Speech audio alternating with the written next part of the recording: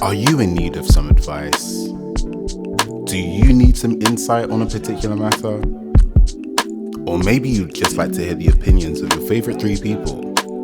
Well, this is the episode for you. Welcome to the Q&A. A question about the arts and the craft. If you didn't know, then it's good that you asked. You tune into the culture. Just the rule of thirds. If you want to, you could tune at work, yeah. You tell me, does that frame fit good? Does it feel right?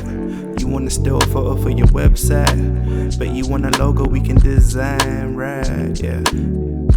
This week, you guys gave us questions and we provided some answers. Welcome to our Q&A episode.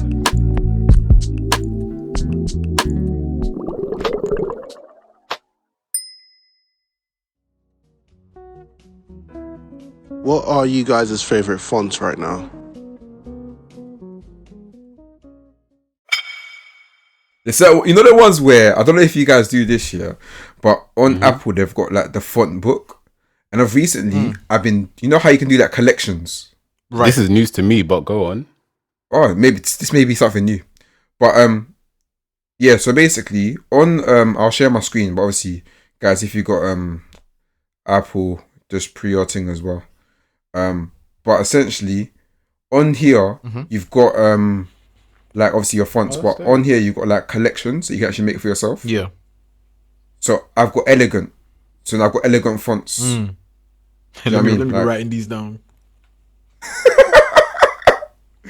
and then for the future. So I want to use this for the future for something. Okay. You know what I mean? Yeah.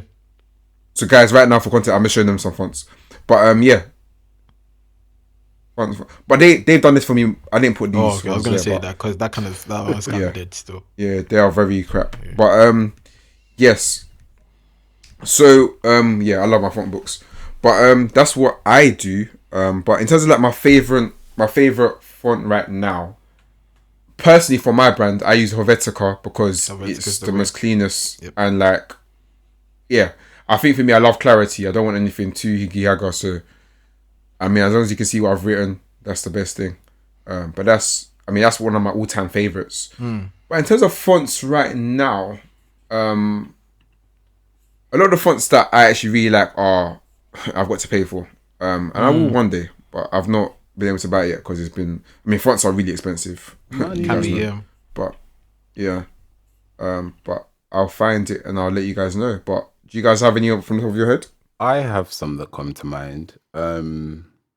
More probably like looking at the foundries, and the fonts that they have.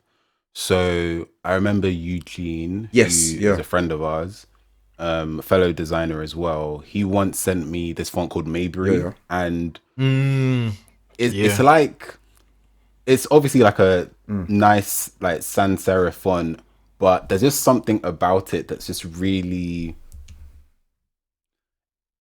In a world that there's a lot of like sans serif everywhere and it's always used like, you know, for a rebrand and stuff in this day and age of minimalism, like it's a very nice font. Like the curves are really cool. The way like certain letters are kind of, the weight of it is beautiful. It's God, the thickness. You know, what's so funny. Someone's probably listening to this right now thinking, "I'm not talking about fonts." Nah, like, but if you take a look, so basically it's called Mayberry, Mabry, and it's from the Colphon Foundry. So Colphon spelled Colphon, and even like the way the M's are cut, the N's, the A's. Yep, it's just really pleasing, and it's a lot more refined, I'd say. This is beautiful. Like the little, I guess, nuances, if they say that in the world of typography. But yeah, like it's the little bits and the details and the range of weights that they come in as well. Yeah. It's just, I really like that specific font. But Colphon Foundry, I've been taking a look at it as well, because for certain projects, sometimes an Adobe fonts might not cut it. So I've been trying to kind of expand my references, or like my areas that I get stuff from. Like creative markets are a really good place as well. Yeah. But yeah, Colphon Foundry for me has like some really great things that I'm really digging at the moment. What about you, Jude? Hey, I have a lot that I go. There's some I'm not going to mention. I can't mention, but I think Yes, the thing. I've got some that I don't want to say, but I can't mention. Yeah, some of them I can't mention. No, it's not not even. even, it's It's special. It's special. Is that treasure, bro? When you find treasure, it is special, you can't be yeah. screaming to the whole world that you got it. Even know what the I'm saying? Mayberry, I'm like, but it's Mayberry's a nice one still. There's a lot of like upcoming, like especially in London, like a lot of people who use it. Like I've seen them like, oh, that's Mayberry. That's so nice. But okay, I think recently I really like there's a Space Grotesque one that's really nice. I don't know if I can share my screen to you guys, but I'll show you. There's a Space Grotesque one that's really, really nice. I just love the G's. The G's have like this weird flat barred at the end of it. That's really, really nice. But let me see. I'm trying to think. I like it a lot. Yeah, then I think there is this one I really, really love. But I'd say for those who are trying to like get into like fonts and they don't want to kind of like get into trouble, there is this website called Velvetyne or Velvetyne. For those who don't know, that's VELVETYNE.fr. I think it's a France based foundry, but they do a lot of like collaborations with other people who make type, and I think all of it is free. It's like so the licenses you can use it for commercial or personal projects. So for those who are kind of like looking for some type or some fonts really to kind of like play around with, they definitely have some really, really cool fonts in there. Yeah, for me, let me just double check them. But there's this font that I'm still yet to use. I'm still trying to understand how to use it. I feel like you don't want to just like chuck it anywhere. Yeah, because I think with typography is almost like a language, and the type that you use determines what people interpret. So, for example, if I use like a serif font, it could be elegant, it could be old school, it could be. Do you know what I mean? There's different ways that you can present it. I'll share my screen, but this one is called Gatwick. Oh yeah, this is nice. This font, so pink. This font is beautiful. Boy, by Pangram Foundry.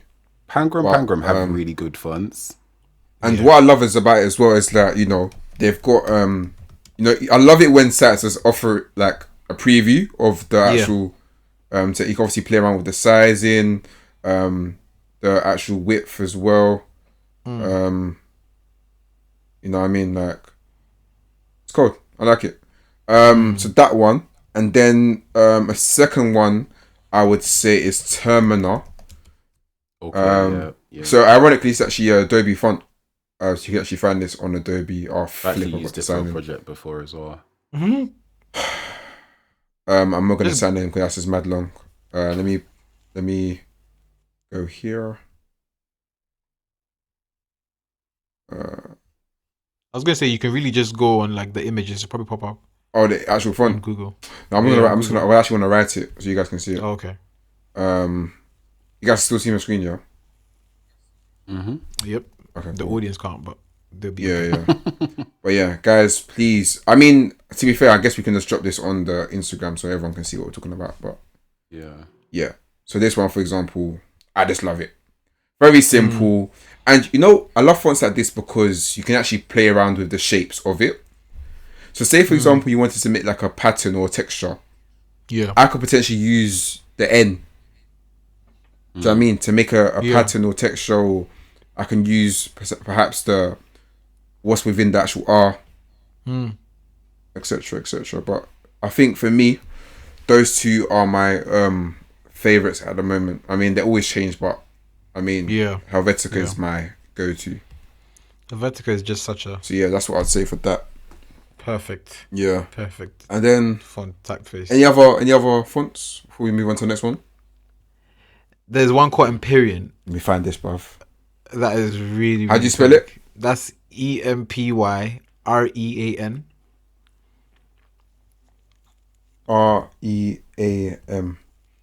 AN, like okay, N. Cool. Oh, AN. Okay. Ooh. Okay. Let me be adding this one to my list. I'm so done. But yeah, like Empyrean is really beautiful. That's really nice. I think the weights on these are nice as well. and like obviously the curves. Like the gothic. Is it gothic? Yeah, it's almost like gothic, new gothic type feel. Yeah. You know. Oh, I'm gonna give the biggest plug. There's this site that I use here that has literally been a godsend when it comes to like typography inspiration. Guys, please, you're going to really enjoy this site. It's called, I mean, if you already know it, then it is what it is, but I think it's amazing. But it's called Fonts in Use. Fontsinuse.com. That site is beautiful. Basically, it takes different posters from all across the ages and stuff, and essentially tells you what font it is.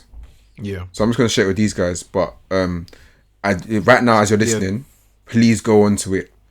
So it's called fontsinuse.com, and literally I have found the most beautiful fonts using this site. I think about it. I use this so much. Like, it's actually mad. Like, I'll literally just be scrolling on there for time. Like, I love the album artworks and like the vintage. Yeah. It's just so beautiful. Yeah. So for me, this is definitely a go-to. Like, especially like, say for example, you wanna, you're doing like Jude was saying, you're doing an album artwork, but a particular like maybe it's R&B. You can actually find R&B sort of tunes and see what do they have in common, what kind of fonts that they use. Because again, we're communicating a language, right? And certain fonts evoke certain feelings and thoughts. So this for me is definitely a tool that I'd highly recommend. So check out Fonts in Use.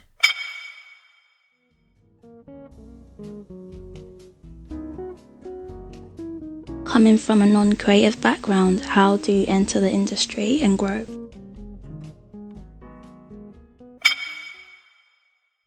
Okay, so I mean, I'll start off. I mean, from my experience anyway, and I do say from my experience because everyone's gonna have completely different routes in. But I'm sure we can all take like different bits of like advice and like elements of everyone's story. But I say coming into industry, you have to do the work. You have to do the work, without a doubt. In the previous episode, in one of the Q&As, I mentioned how like you essentially you can't get some. So say for example, there's opportunity, and you show someone the work, but they can't see the work there. You're not gonna get chosen for it. And I think so often for me, because I mean my colleagues that were at design school, they had to do portfolio work. That was part of their assessments. You know what I'm trying to say? Yeah. But for us, we never had that. So for me, I had to pick up like not even fake projects, really and truly.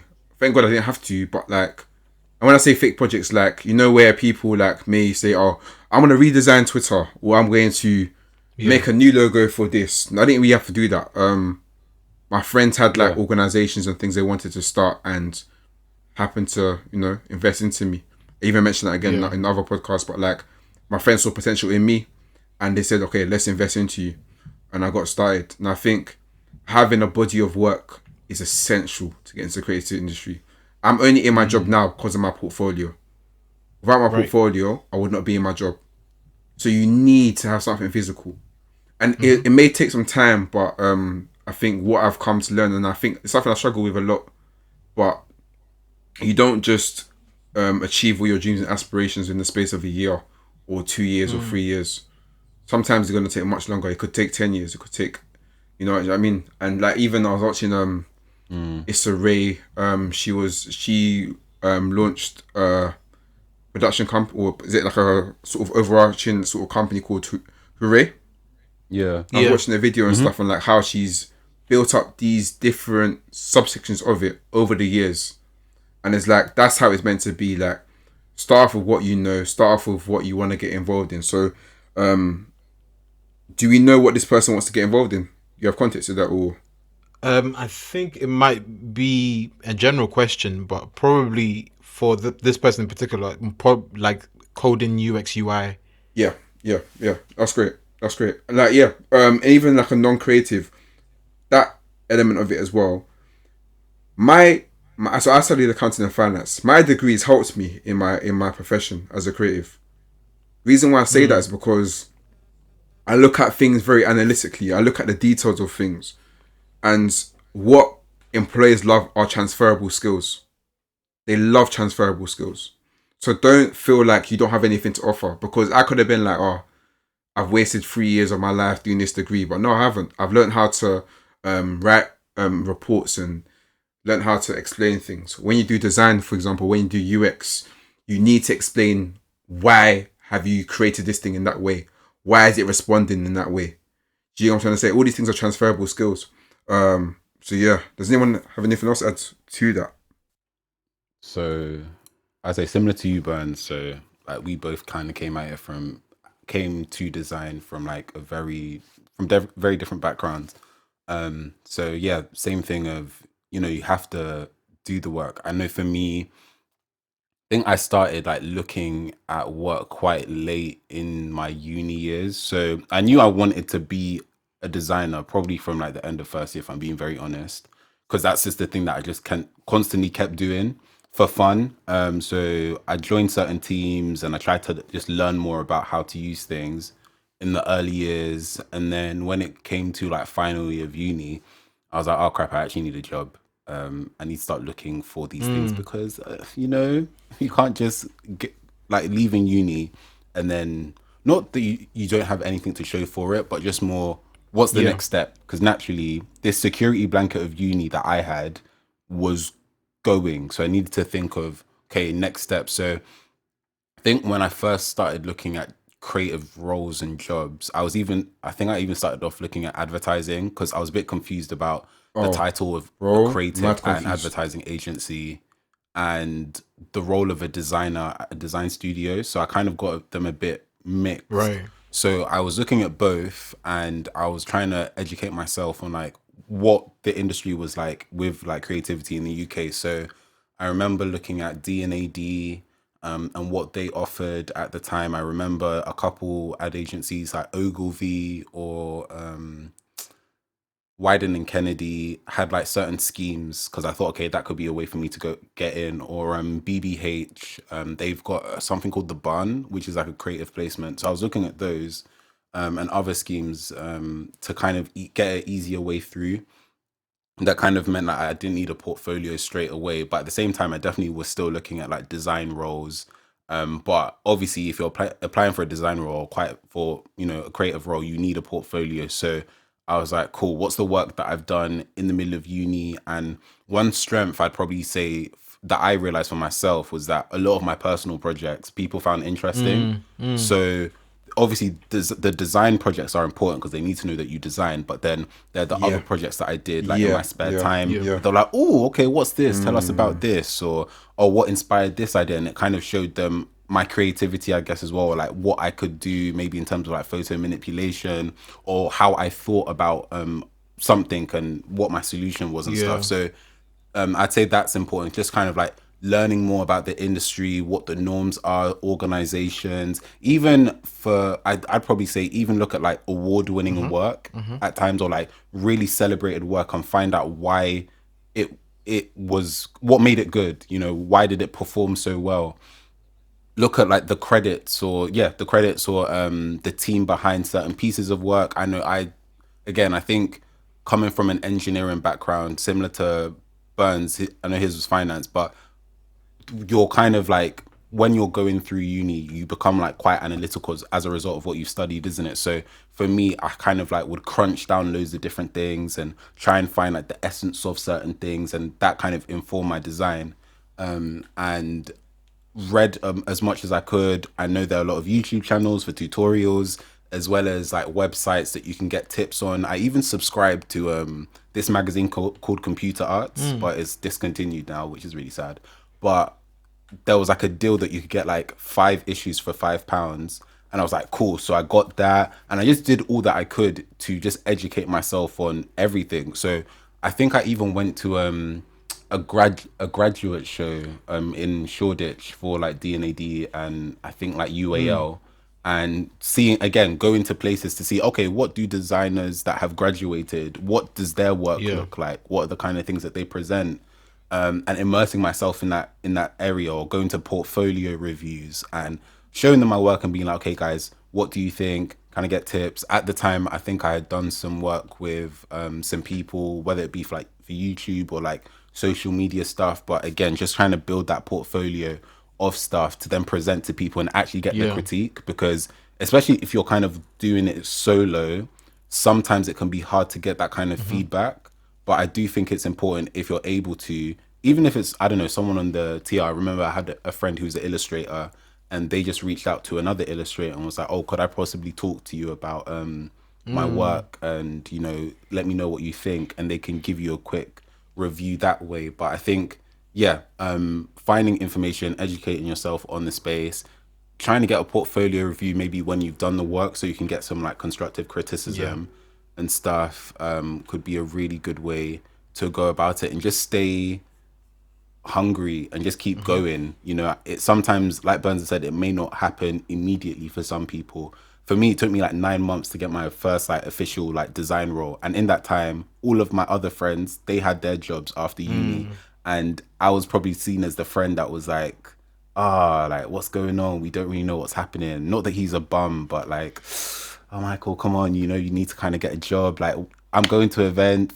and I'm ordering water while these guys are eating good. So like, sometimes there are times that it's not going to look so pretty, but I knew in the back of my head, for me, I said, okay, I'm going to try and freelance. It was almost not out of choice, but because of like the situation, I was like, I know if I worked somewhere, because I had a offer as like a receptionist, but I was like, I know if I take this, I'm not going to have enough time to do design work.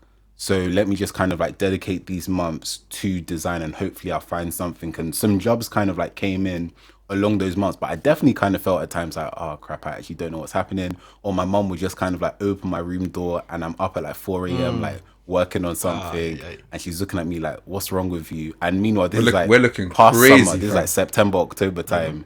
You know, it's middle of the night, and it's like every night she'll just open my door. You know when your parents just look at you, this boy, this boy, like, this girl, and they used to look at you. They leave, and like, even sometimes they even like quick up the process. But like, I know, Yep. Bye, good night and stuff. But you sometimes, you know, when it's not always sexy and there's a lot of work that has to be done, but if you know the end goal and the vision that you have in mind, you just have to stick to it and kind of keep going. Yeah, facts. That's facts. Like I was even gonna say as well, like I know for me, one thing I will never ever not say is that there will be times when you're gonna be demotivated. There will be times. I remember I used to go to events. I remember literally a month or 2 months before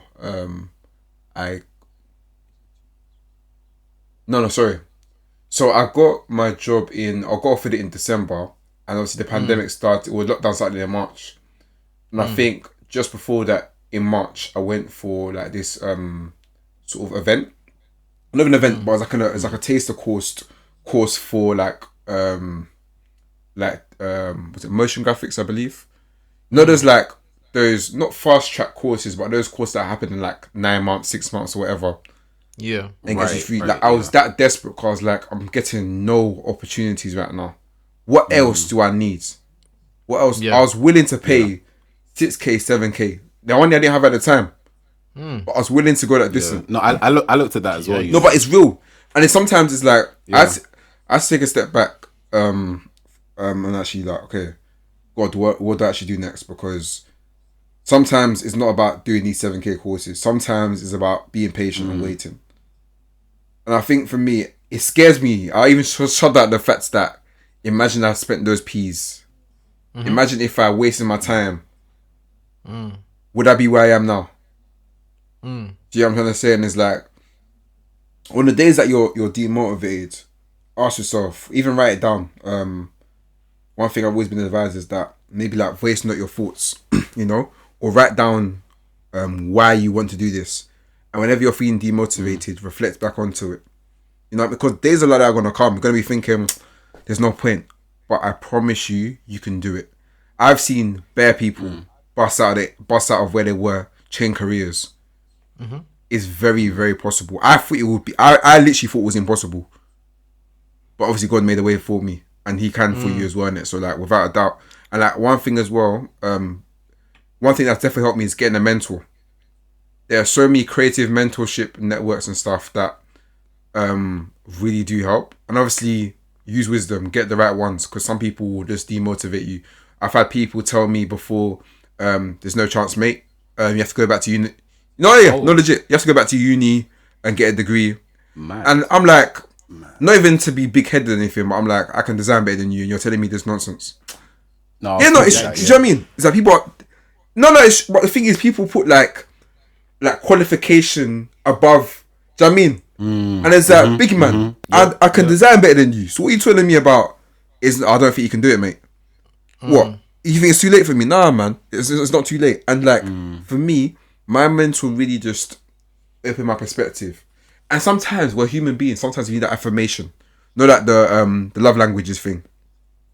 I think affirmations for me, I love sometimes because it's like, it gets you going. So for me, my mentor just saying that you're really good at what you do, and he works in the industry, that was enough to get me going. That was enough motivation, because if someone in the industry is saying that I'm good at what I do, and not that I should seek people's validation and stuff, but sometimes, let's be honest, we're human beings. We need someone to encourage us. We can't go for our whole life and no one encourages us. That's tough. You know, so get a mentor. Literally, what I did, I went on Google, typed in creative mentorship programs, and I applied to as many as possible. One got back to me, and that's how I got it. Do you get me? So there's avenues, and like there's people that are willing to. There's people literally sign up to mentorship programs. Yeah, because they want to help people like you. So make use of all the free sort of resources out there. Trust me, you don't have to pay nothing to get into the industry. You can get into it for free. But the one thing you will have to pay for is hard work. You must put in the hard work. You must. Yeah. Thank you for supporting us by listening. Be sure to share your thoughts with us using the hashtag #RuleOfThirdsPod. Enjoy the rest of the conversation. Off that point, I think the most important thing is just like putting in that work and doing the research into what you actually want to do. Because I think a lot of people, like Michael was saying, like a lot of people go into these industries and they're not really sure. Like they know what they want to be doing, but they don't know what it's called. They don't know what it takes. Like for a long time, even me, that I even had, like, I went into the university and studied it. Like for a long time during my degree, I didn't know what the hell a creative director was.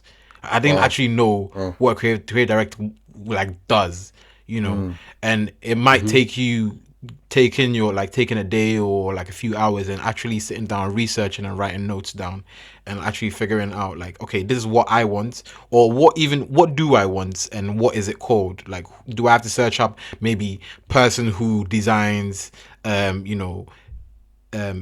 icons for Twitter? What, like, you know what I'm saying? Even if you have to just search that up and it'll pop up with something, so you understand or have a better idea of like what you want to be in, as well as like documenting that process when you do start, when you figure out, okay, cool, I want to be a designer, or I want to be a fashion designer, I want to be a musician, I want to be a video director. Okay, cool. Now document your process from literally when you start off.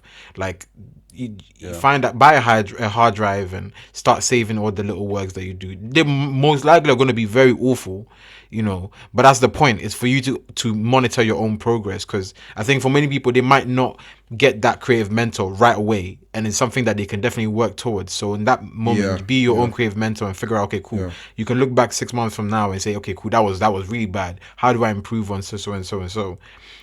So from going, like, you know, from documenting your progress, you kind of want to make sure that whilst you're doing this work, you're always kind of like doing what you want to do, if that makes sense. Because I think a lot of people, when the feeling of like fear, which is inevitable by the way, comes in, they start to scramble and they want to just do things because they see other people doing it.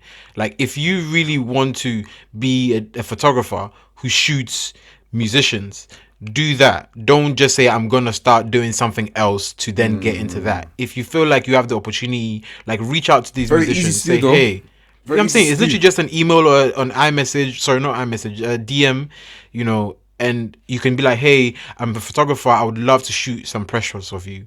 Or you're a designer, you're like, even the designing part is even easy because you can literally just go and, like Burns was saying, create a fake project and start doing those kind of things. Do what you want to do, because guess what? The things that you do, you put out, that's what comes in. When the clients come in, they're going to come in based off the work you're putting out. And if you're putting out work you don't like, guess what is going to come in? Work you don't like. So it's just about making sure that whatever you're putting out, you're actually doing what you want to do. Because if you don't like it, you're going to be in a position where it's like now you're stuck designing eyelash logos for the next 20 years and you're wondering, how did this happen?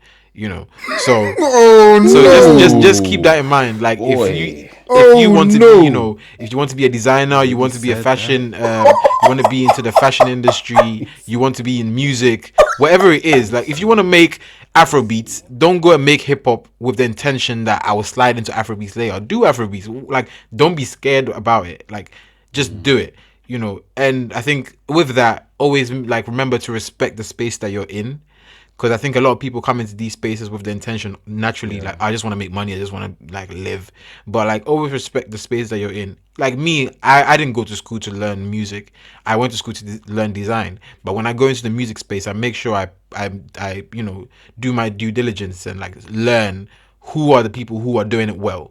How are they doing it so well? What do I need to learn? Like, if I go into a space and I see a producer doing something, I don't go there and start saying, yo, add a snare here, add a snare there, if I don't know anything about it. Do you get what I'm saying? You need to be able to go into a space and respect those spaces. Because a lot of people have been I've put in like long years, people who have been in the industry for 50 years. You don't just go in and just disrespect them, you know what I'm saying? So it's just about respecting, the space and the people who are, in those spaces. But also remembering, whilst you're learning those rules, that there isn't just one way of doing things. And if you have a particular way of working and your work ethic or your way of working isn't the traditional way, that might be your edge. So you don't have to throw that away for the sake of being traditional. I know a lot of designers who don't design the traditional way. Some people don't even use grids. Like, some people just design off the rip. Like, they just open an app and just start slapping things around, and that might work for some. So if you feel like that's your way, just be disciplined in your own way. But be disciplined nonetheless, But I think lastly, there's this rule I learned recently called the 20-20-20 rule. And I feel like if for those who are kind of like unsure about how to start off or how to create because this is more specific to people who are starting a business or starting, a brand, but I think it works across. It's basically you pick out or you write down 20 words that describe the thing you're trying to do. So for example, if you're starting like a fashion brand or shoe, you're trying to make a shoe, like, okay, cool, gum soles, laces with gold tips, Kanye West, black, whatever it is, just write all those 20 words down. Try to keep it as 20 if you can. And then with that 20, try to give an explanation to every single word as to why those words are relevant in your brand or in your identity. So even if you're a designer, it's like, pick out those words. Like, what are you into? Are you typography? I don't know, poster design, 3D. Write all those words down, 20 of them, then explain every single one. And then out of those, you can start to decipher and have a better understanding about who you are in that creative space. And in essence, that gives you your ethos and how you live and how you present yourself to the audience. So if someone comes and asks you, like, who are you? What do? You don't just say, oh yeah, I'm a designer. It's like, what kind of designer are you? Like, oh, I'm a designer who designs, I'm a typography designer. I make type, this, that, this, that. And you have a clearer understanding as to who you are and how you present yourself, to the public in general. That is a really good practical tip. Yeah, really good. And I think we've covered loads of aspects of it, but how to grow within that industry, continue learning, just continue learning. And I'll be honest, man. Learning for me has been hard because I don't know. Sometimes when you got that project still. You learn from everything that you do anyway, but like intentionally saying, today I'm gonna sit down and watch a video on how to do this. It's not easy. But maybe set yourself a challenge a week. I know, for example, reading a book, I always set a challenge to read a chapter a week or something like that, so I can get through it. Because sometimes if you don't have chapters, if you don't have goals or you don't have targets, you can't. You don't know what you're shooting for. So basically, you're shooting aimlessly. You know what I'm trying to say? And it's like, I mean, getting in is great, but once you're in, you have to grow. Yeah. Yep. You know what I'm trying to say? Yep. I mean, you can stay in, but you'll be doing something mediocre. Right. You know what I'm trying to say? If you want to be great, if you want to really like grow as a creative, you have to continue learning. You know what I'm trying to say? Yeah, definitely. So for me, I've had to put myself in an uncomfortable space. I'm currently learning new things now. That's making me very uncomfortable. But I need to do it if I want to grow. You've never arrived. Even to the day you die, you never arrived. Just keep on going. Don't give up. Do you know what I'm trying to say? Because I know for a fact, all of us right now can look at our profile pictures, for example, not profile pictures, our accounts. Maybe on our creative pages, if you haven't archived them or deleted them, if you go down to like maybe 2016, 2015, whenever you started, whatever. Yeah. Compare that to where you are now. Crazy. Mm-hmm. So what I say, just take each day by day and literally work, and you will see how you start to develop. You see how you start to grow.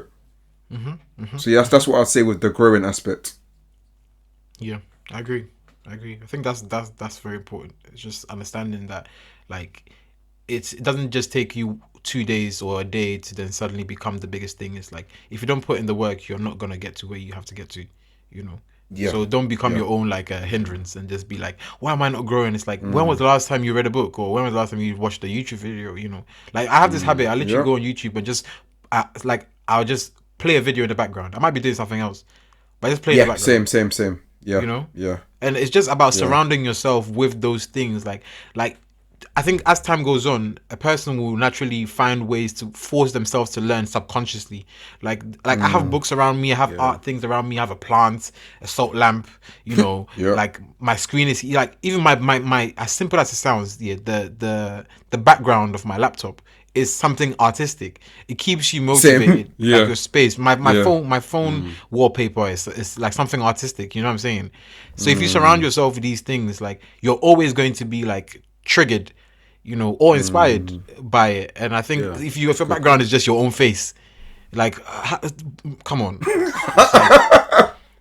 You know what I'm saying? It's just, I'm just kidding, but like in the general sense, just understanding that there is so many opportunities for you to insert these things that you want to be, the place that you want to be. You can always surround yourself with people and things that inspire you to be better. You know, if your friends are people who are not really pushing you to be a better person, like, not to say cut them off, but like surround yourself with things that are going to push you. You know, if your friends are just like okay with you being okay, then that's a problem. If you're going to your friends like, yo, I really want to start this, and like, why? Come on. Like, that's, you know what I'm saying? Just change your surrounding, change what you eat, what you watch, what you read. All these things contribute to the person that you want to become. You know what I'm saying? Yeah, that's so important. And the thing is, like, obviously that's going to be different, and you yourself will feel different. It's going to put you in different scenarios, and even like the relationships that you have with people, there might even be that distance because you're now like fully immersing yourself in something completely different. So even in those times, like, embrace that, because, you know, it happens. Sometimes there's like peaks and troughs, or just times where you're fully invested in those relationships and those like things that are the norm, and other times, because you're doing something different, you may just drift away. Not saying that you're not going to be friends with people and stuff, but naturally you'll just like drift away because you're kind of focused on something else. And I think even for that, just to bear in mind that that's okay, because it's like part of the process as well. You can always like come back and stuff, because I like, as you said that, I was literally thinking of like life, and I was like, wow, like when you kind of do that, sometimes you just disappear, and then before you know it, you're like, oh right. Different people around you, what's going on? But it's all part of it.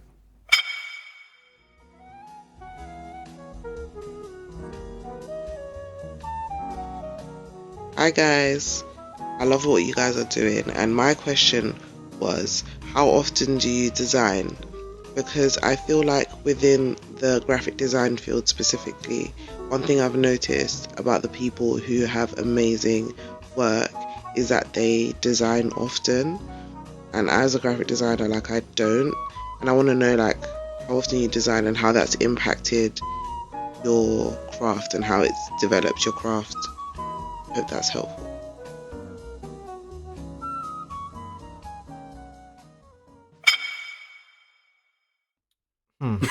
I mean, I'm designing as we speak right now. Every day.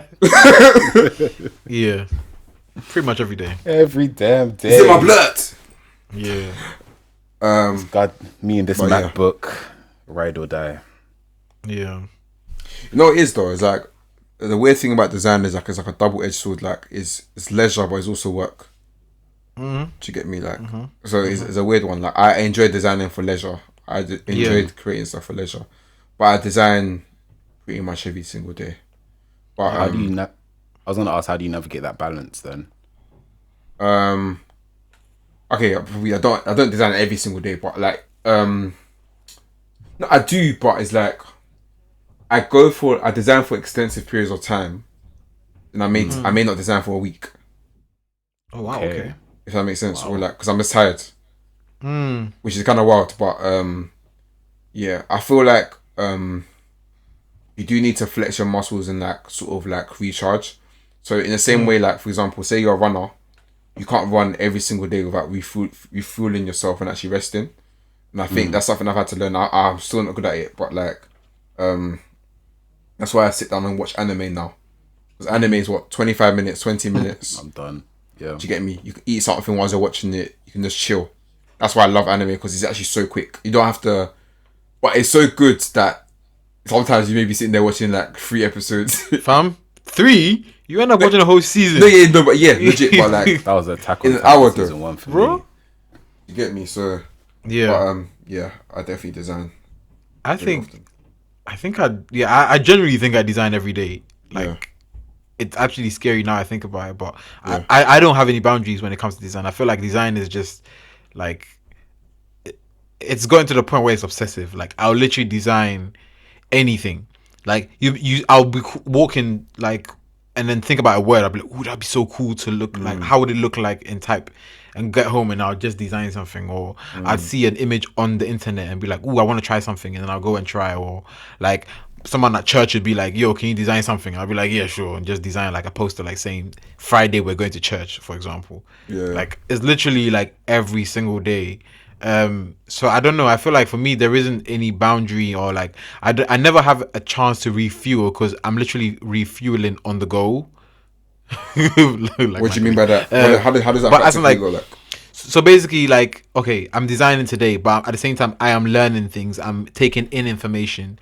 You know what I'm saying? I don't think it's that difficult to design every day if you want to. No, it's not difficult. But I feel like it comes down to what like it's almost like if you're not taking in things that are good quality, it makes it difficult for you to bring good quality out. So if you're going in and you're taking good, like from very good and extensive sources and from different sources, it doesn't really have to be from design. I think we spoke about this in the first or second episode. Like if you're watching movies, like Burns is watching anime, you're listening to music, you're watching music videos like the Lil Nas X video, and then you're you're reading books. No. I will jump in here. Bro, I just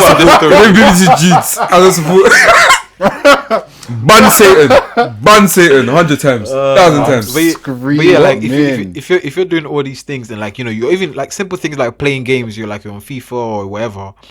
Just like making sure that you are like breathing on the go. You're not only just like working, because you can't create from a place, like you can't create from a void. It just makes no sense. You have to create from something. So wherever your source is, you kind of have to always make sure that it's filled up, because if that place is empty, then it's peak, because then you just be doing nothing. You be creating, but then creating, like when you can create to the point where it's like, okay, you feel like you're running out of fuel because your design doesn't look great, or you're like, this isn't bang. And then you slowly start to detach yourself from it. I feel like I just do the opposite, which is like I always try to make sure that I'm feeling inspired on a daily or a constant basis. That way I don't run out of fuel. I'm still starstruck. What? So some of us may look to that for inspiration. You lot. You can shout me to for each some their prayer. own. I can. So done. I mean, subscribe to demonic agendas, but in terms of what's it called, the CGI and all that stuff, mad. But yeah, crazy. Are we still on it? Yeah. No. But why are we even saying this thing? Let's continue the question. Can't help it, can ya? I was gonna drift, but yeah, that's like, yeah, CGI cool. Anyway, in regards to design every day, yeah, similar to Jude, it's really every day. Like, design is life, so pretty much every day. And for me, anyway, yeah, I feel like probably since after uni, it's kind of probably been an everyday thing. I just find myself on my laptop, just doing something, or I'm thinking about something, or an idea, and sometimes it's client stuff. Most times now, anyway, it's probably client stuff, and then I try and squeeze in like personal projects. But I think that's something that you're probably always going to navigate, that, saving time for both, especially if you're a designer that likes to create stuff for fun. Because I know there are some designers who just like to design, and then after working hours, we're done. But that is not myself. So I'll definitely say it's an everyday thing. I'm constantly like looking at stuff. I've probably subscribed to way too many newsletters and look at so many accounts that I probably just don't need to. But it's nice to kind of have that influx of stuff at times. Hopefully at the point where I'm not too overwhelmed, it's just enough. So I just try and like see, okay, what's new? What's happening here? Or this font being used. Like, I follow quite a lot of design accounts. So on my explore page, there's always something to like look at. And I think with the design projects that I do take, I try and use them as an opportunity, similar to Jude, to kind of like learn something that I haven't, learned before, practice something new.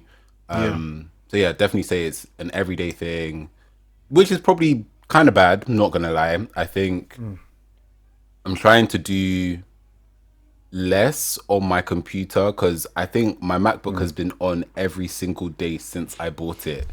Oh yeah, bro. Yeah. Never shut that thing down. About that, never shut it down.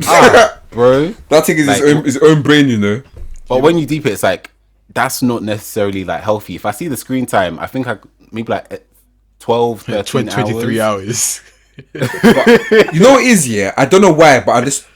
Okay, it sounds mad. Let me never say it. Say it. No, safe space. I don't say it. I was going to say, I just don't care. I mean, it's a tool. I don't see it like I'm... No, this is true. It's a tool for me. Do you get me? Like, this is true. One of the days where now books are... I mean, think about it this way. We were still watching TV back in them days for 12 hours also. Bro. Do you get me? So, I mean... And we weren't even using that for anything. Bro. Do you know what I mean? It wasn't even productive. So, I mean... If you use it as a tool, then cool. But if you're just fooling around for 12 hours every single day, then please check yourself. But, I mean... It's our tool, look. Yeah. I mean, we got it so that we can use it. But then... Exactly. I'm just thinking of it more like the amount of time we spend on it. Most times, is it even that productive when we're on it just for these like long periods of time? So I'm trying to get in the habit more of like breaking up, like at the moment, breaking up my room. So cool, a place to read, a place to like play like my PlayStation or something. And even my desk, I had a conversation with a friend like, oh, why don't you get a standing desk? And in my head, I was like, if I get a standing desk, I feel like it'll even defeat the purpose of me like leaving my house to go for a walk. Because I'll be thinking, oh, I'm standing, so exercise. But yeah, again, I'm just trying to like leave everything here so that I can leave it at my desk so that I can just do other stuff. So yeah, but to answer the question, yeah, design every day.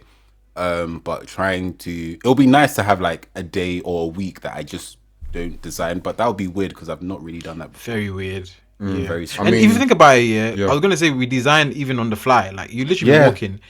Like we recently redid like our desk space. That's design technically speaking. Yeah. You know, design like even buying from like an illustrator, you know Adobe thing. It's not really, bro. It's actually crazy to think about. Like you be walking and just like just like rearranging everying that you see. I remember someone asked me, why is your story like? Why is everything so small on your story? And I was like, I just like it that way, like. Ooh, baby, I like it. Do you know what I mean? Like, but is that I designed it that way because I want to bring attention to what I'm looking at. Do you know what I mean? Yeah. Because it's so small, you have to read it now.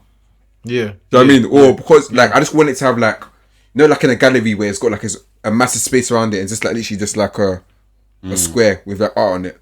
That's kind of how I see stories. And it's so trivial. I mean, stories. You're thinking, these guys are excited. But that's how my brain works. This guy's excited. Do you get me? That's how my brain works. So yeah. What I'm saying is like, I feel like a designer doesn't stop designing. Nah. So it's a constant thing. It's like if you're on, you're on. You don't shut down.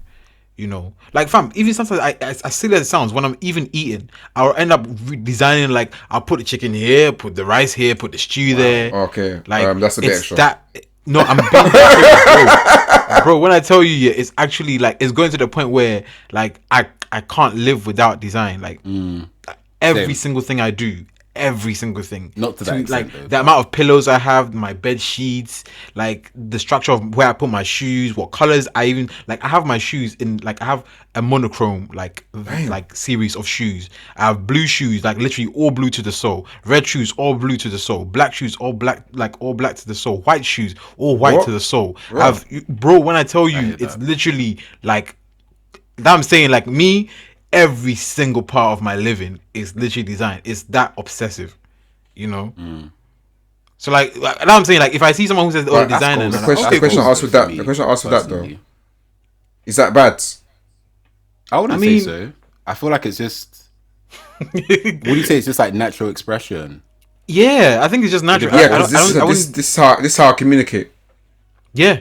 It's like you're curating like your personal life, your life in a way. Because like what you said, that's like goals for me. Because like even as I've been like redoing my room, like the reason why I told you guys that I need to get like a mouse and a trackpad is because of like workflow, but also because I feel like it'll look really cool as well. It's weird. Even like now I've got a new desk.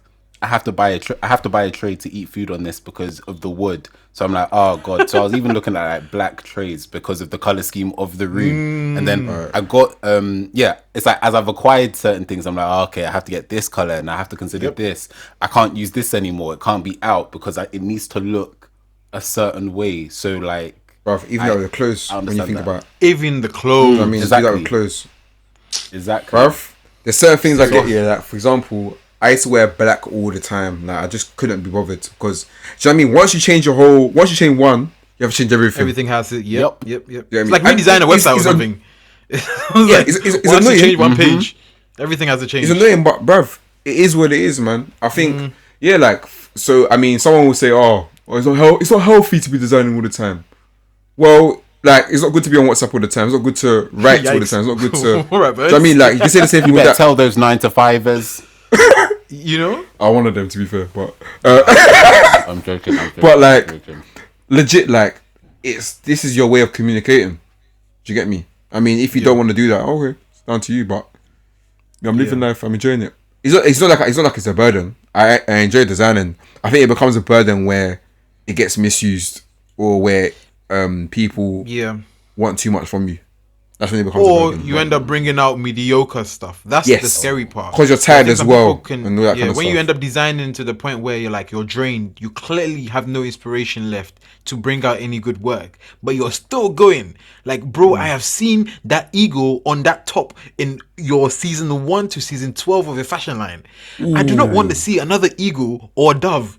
Like, you know what I'm saying? You need to find the inspiration somewhere else. That's my point. It's like I have no problem if someone wants to design every day because I know myself. I feel like can't you're coming for Christian brands, and I don't like that. Yikes. But anyway, as I was saying, like, you know, at the end of the day, it's like everybody has to be inspired. And again, that's why I said you can't pull from a void. You need to pull from somewhere, you know. So if that source that you're pulling from is empty, it's an empty source, your product or your outcome is always going to be empty, and people are going to see it. They're going to be like, yeah, I wasn't feeling anything from this. I didn't feel inspired. I wasn't triggered. I wasn't nothing. It's just there, you know. And I think the moment art or design becomes just there, that's when it starts to lose, like, you know, its place or purpose in society. Thanks guys for tuning in to today's episode of Rule of Thirds. Feel free to share your thoughts with us using the hashtag Rule of Thirds Pod. And for more from us, follow us on Instagram at Rule of Thirds Pod, or our personal accounts for myself, Burns JNR, Mike at _ man like Mike, and Jude at Kente Kwame. Catch you guys in the next one.